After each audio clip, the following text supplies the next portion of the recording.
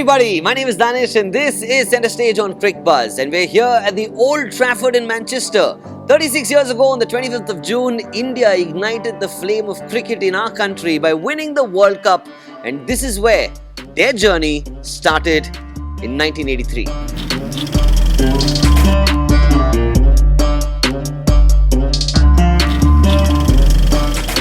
Let's talk about that first game that happened right here in this stadium. Yashpal Sharma was the star in that game, and the entire West Indian team thought they'd just steamroll us and knock us out of the tournament.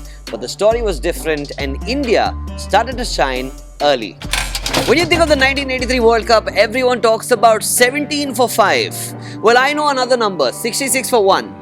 Are you wondering what that is? Well, basically, back in the day, if you were betting and if you put your money on India, for 10 pounds, you'd make 66 back. So essentially, if you put your money on the finals, you would have made 670 pounds by just placing a bet of 10 bucks. India did become numero uno in the World Cup in 1983, but before they won the World Cup, they only had one victory to show to the world. 1975 East Africa, that's the only World Cup win they had. But when they came in here, they were surely the underdogs, but they overhauled everyone and won. Too many ones. That 1983 batch was known as Kapil Dev's batch, and there were some very bright students there, and there was another student, very bright, very quiet, and somewhere tucked in the corner. In fact, the only time he stepped onto the field was to help Vengsarkar when Malcolm Marshall hit him with the ball. I'm talking about Sunil Watson. He got a medal for playing the World Cup or for helping Vengsarkar limp off the field. He was there somewhere. I hadn't finished sipping my cup of tea and half the team was back in the dressing room. I was a part of the squad, but I was getting treated at a hospital in London. Dilip Vengsarkar and Roger Binny speak about where they were when Kapil Dev scored that massive 175. It is the greatest knock the world has ever seen in a World Cup. No, 1 second.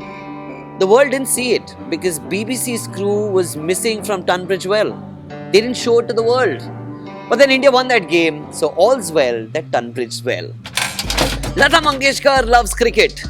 It's true. In fact, in 1983, when the Indian team won the World Cup, the Indian Cricket Board didn't have enough money to give the players a prize amount. So Lata Didi performed at a concert, collected 20 lakh rupees, and each player took 1 lakh rupees home. How cute. Step into modern day Twitter and you'll see so many people talking about commentators and the quality of their commentary. Now let's step back to 1983 when Farooq Engineer was on air with another commentator on BBC, and that commentator asked him, if India win the World Cup, will it be a public holiday? And Farooq Engineer was just about to answer that question when a call was relayed from the Indian government to the BBC office and then to Lords to say yes, if India wins the World Cup, there will be a holiday. And boy, 1983, there was a holiday after India won the World Cup. Everyone keeps talking about 83, but I'm going to look at it a little differently and call it 38. You know why the number is significant? It is the highest ever lowest number of runs scored in a final. Kris Srikkanth scored 38 runs and it was so low but still so high. Why? In 1996, Aravinda De Silva won the man of the match in the semi-finals and the finals. But this wasn't the first time it happened. In 1983, Mohinder Amarnath was the man. And talking about firsts, India won the World Cup that year. And who would imagine that the first steps to such a huge cricketing history in our country would begin at this place here in Manchester?